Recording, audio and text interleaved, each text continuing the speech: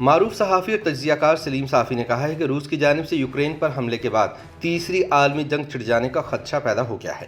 روس اور یوکرین تنازع کی تاریخ بیان کرتے ہوئے اپنے تازہ سیاسی تجزیے میں سلیم صافی بتاتے ہیں کہ سوویت یونین کے خاتمے کے بعد سن 1991 میں یوکرین الگ ملک بن گیا تھا۔ اس کا سب سے بڑا مسئلہ اس کا محل وقوع ہے۔ جب کوئی ملک دو بڑی طاقتوں یا دو تہذیبوں کے درمیان واقع ہو تو اس کی اسٹریٹجک اہمیت مسلمہ ہوتی ہے، لیکن ایسی حیثیت غنیمت بھی ہوتی ہے اور مصیبت بھی۔ یوکرین کے ایک طرف روس اور اس کے زیر اثر بیلاروس جیسے ممالک ہیں اور دوسری طرف اس کی سرحدیں یورپی ممالک یعنی پولینڈ، مالدووا، رومانیہ، ہنگری اور سلوواکیہ سے ملتی ہیں۔ اب ایک طرف ثقافتی اور تہذیبی لحاظ سے یوکرین کی زیادہ تر آبادی یورپ سے متاثر ہے اور آبادی کا ایک حصہ ماضی میں سوویت یونین کا حصہ ہونے کے ناطے روس سے متاثر ہے۔ سلیم صافی بتاتے ہیں کہ یوکرین کی بڑی سیاسی جماعتیں بھی تین قسم کے رجحانات رکھتی ہیں۔ ایک وہ ہیں جو امریکہ اور یورپ نواز ہیں اور نیٹو اور یورپ سے خود کو جوڑنا چاہتی ہیں۔ دوسری بڑی پارٹی علاقائی اپروچ کی حامل ہے، جبکہ تیسری جماعت روس نواز ہے اور روس سے جڑے رہنے پر زور دے رہی ہے۔ سرد جنگ کے خاتمے کے بعد امریکہ اور یورپ کے روس کے ساتھ تنازعات ختم ہو گئے۔ ایک تو خطے میں ان کی دلچسپی ختم ہو گئی اور دوسرا انہوں نے یہ سمجھ لیا کہ اب روس دوبارہ ان کے لیے کبھی خطرہ نہیں بن سکتا۔ لیکن 9/11 اور افغانستان میں آنے کے بعد امریکہ کی زیر قیادت نیٹو کی ایک بار پھر خطے میں دلچسپی بڑھ گئی ہے۔ دوسری طرف چین مقابلے کے لیے ایک بڑی طاقت کے طور پر ابھرا ہے۔ تیسری طرف پیوٹن کی قیادت میں روس ایک بار پھر مغرب کو آنکھیں دکھانے کے قابل ہو چکا ہے۔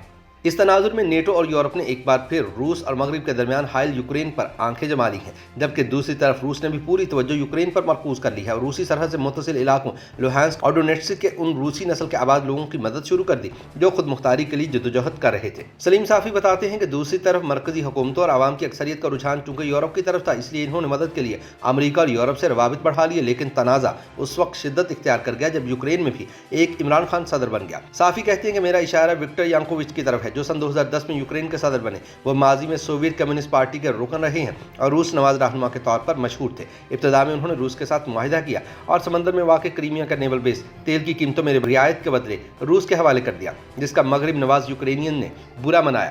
دوسری طرف انہوں نے ولادیمیر پوٹن کی طرح آئین میں ترمیم کر کے اپنے صدارتی اختیارات میں بے تحاشا اضافہ کیا، لیکن پھر جب انہوں نے دیکھا کہ وہ عوام میں تیزی کے ساتھ غیر مقبول ہو رہے ہیں تو عمران خان کی طرح یو ٹرن لے کر دوسری انتہا پر چلے گئے، یعنی یورپی یونین ایسوسی ایشن میں شمولیت کے لیے کوششیں شروع کر کے یورپ سے الحاق کے خواہش مندوں کی ہمدردیاں حاصل کی۔ لیکن سن 2013 کے آخر میں انہوں نے اچانک یو ٹرن لیا اور یورپی یونین ایسوسی ایشن میں جانے سے انکار کر دیا، جس کی وجہ سے عوام ان کے خلاف سڑکوں پر نکل آئے۔ سن 2014 تک یہ احتجاج بغاوت کی صورت اختیار کر گیا، جس کی وجہ سے ان کو حکومت چھوڑ کر روس سے بھاگنا پڑا، لیکن نفرتیں جنم لے چکی تھیں۔ اس لیے روسی نسل کے یوکرینینز اور بالخصوص لوہانسک اور ڈونیٹسک اور کریمیا کے لوگوں نے پہلے مغرب نواز حکومت کے خلاف احتجاج شروع کیا اور جب نئی یورپ نواز حکومتوں نے ان کو دبانے کی کوشش کی تو انہوں نے ہتھیار اٹھا لیے۔ سلیم صافی بتاتے ہیں کہ سن 2014 کے بعد پیٹرو یوشینکو یوکرین کے صدر بنے، جن کا تعلق یورپین سولیڈیرٹی پارٹی سے تھا۔ یوں یورپ اور امریکہ کے قریب جانے کی کوششوں میں مگن رہے اور جواب میں روس نواز یوکرینی بغاوت کی طرف جا رہے تھے۔ سن 2019 میں موجودہ صدر ولادیمیر زیلنسکی صدر بنے، جن کا تعلق servant of the people's party سے ہے اور وہ بھی یورپ نواز ہیں۔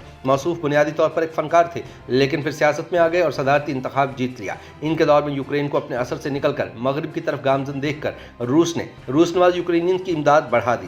دوسری طرف امریکہ اور نیٹو نے یوکرینی حکومت اور مغرب نوازوں کا حوصلہ بڑھانے کے لیے اپنے فوجی، میزائل اور ایئر فورس یوکرین سے جڑے یورپی ممالک میں تعینات کرنا شروع کر دی۔